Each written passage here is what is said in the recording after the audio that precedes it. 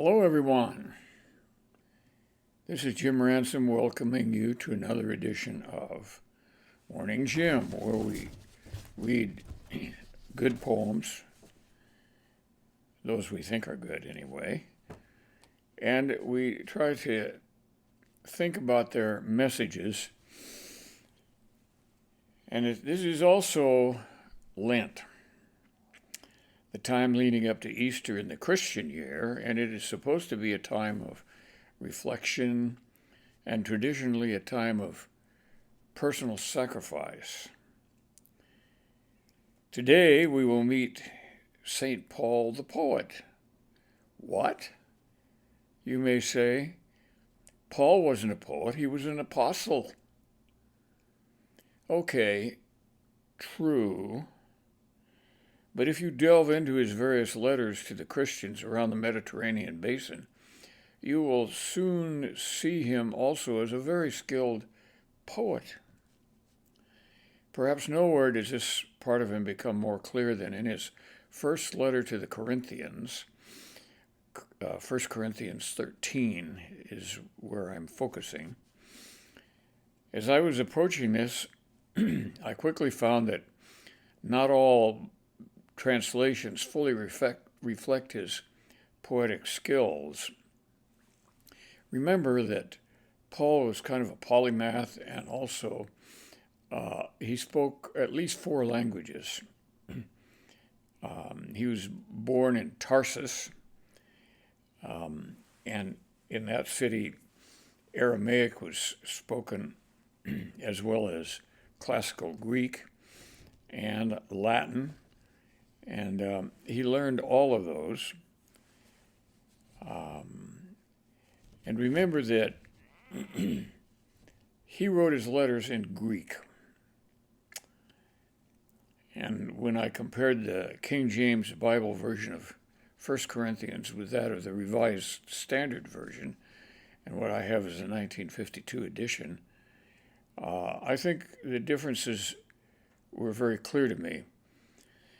It appears that modern English and classical Greek, in which Paul wrote, are the most compatible. For me, this was an unexpected discovery. And so I am able to take his paragraphs about love, which is what I did, and show them as a perfect poem in 8 3-line stanzas, closing with a couplet. I didn't change a word, and only one punctuation mark had to be altered. And here's what it looks like, and here is how it reads. Let me show you here what I'm talking about. This is how it turned out on a page of poetry, the poetry of Paul, and it makes a perfect modern English poem, and I'm going to read it to you right now. Love is patient and kind. Love is not jealous or boastful. It is not arrogant or rude. Love does not insist on its own way. It is not irritable or resentful. It does not rejoice at wrong, but rejoices in the right. Love bears all things, believes all things, hopes all things, endures all things. Love never ends. As for prophecy, it will pass away. As for tongues, they will cease. As for knowledge, it will pass away. For our knowledge is imperfect, and our prophecy is imperfect. But when the perfect comes, the imperfect will pass away. When I was a child, I spoke like a child. I thought like a child, I reasoned like a child, and when I became a man, I gave up childish ways. For now we see in a mirror dimly, but then face to face. Now I know in part, then I shall understand fully, even as I have been fully understood. So, faith, hope, love abide, these three. But the greatest of these is love. Now, I think that is an absolutely beautiful poem. And I think it's a beautiful poem in modern English, which is the amazing thing. In the King James Version, which I think is a wonderful version in which to translate, for example, the 23rd Psalm. The classical Greek of Paul and his letters falls into place in the modern English idiom very, very smoothly and very nicely.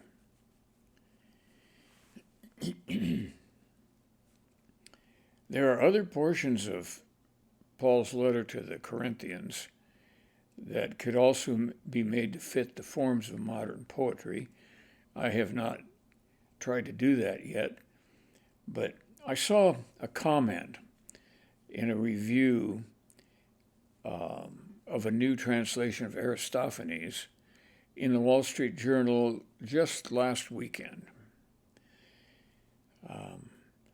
And the author of that article agreed that classical Greek and modern English fit well together for translations. And the translation in question at that time was Aristophanes' somewhat bawdy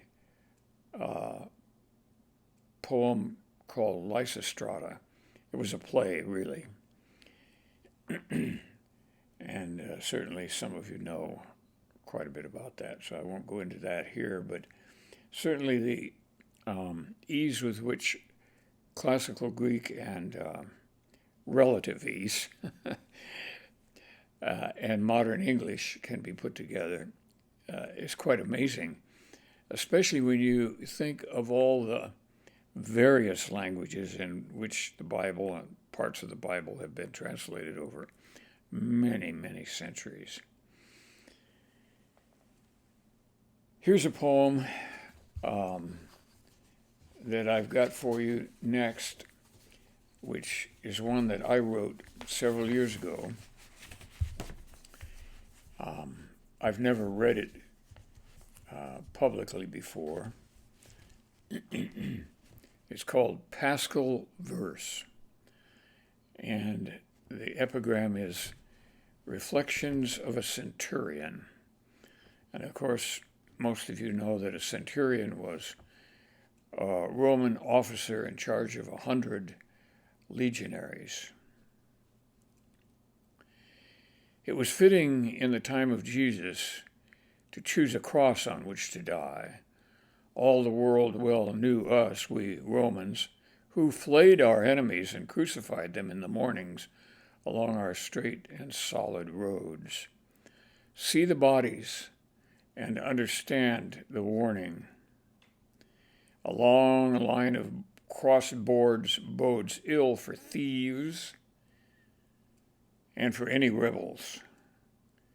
Legionaries watched until the flies fed on the blood-drenched pebbles.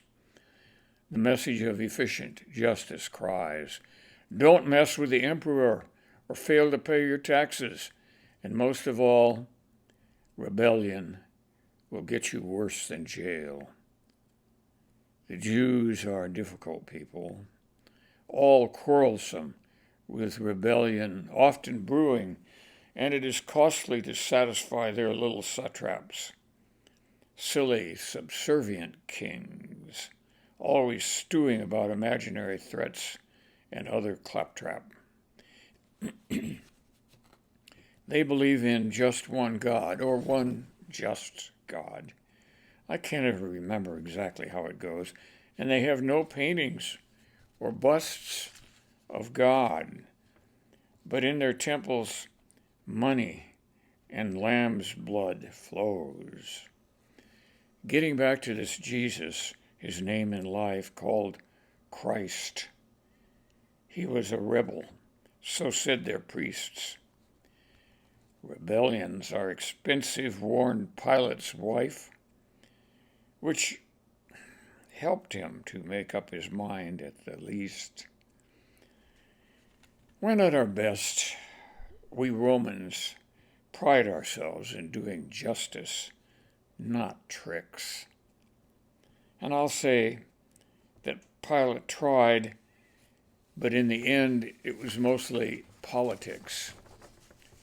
Jesus seemed to expect his sentence and went to die with fewer tears than most. I'd say it seemed to be like a repentance. A braver man never did give up his ghost. They said he was a god. From death he rose to live again and was seen near Galilee. That spring, the emperor's fountains froze. These are things I heard, but did not see. After that day, I avoided crucifixions. Poor work for a soldier battle-hardened. At night, I see odd visions of these Christians in chains, but smiling with their burdens. Jupiter, the god I feared in youth, excites me not. Our Roman gods have no appeal, like aging whores. Those scenes in Galilee can't be forgot. I pick at them both day and night, like sores that cannot heal and will not kill. The face of Jesus haunts me still.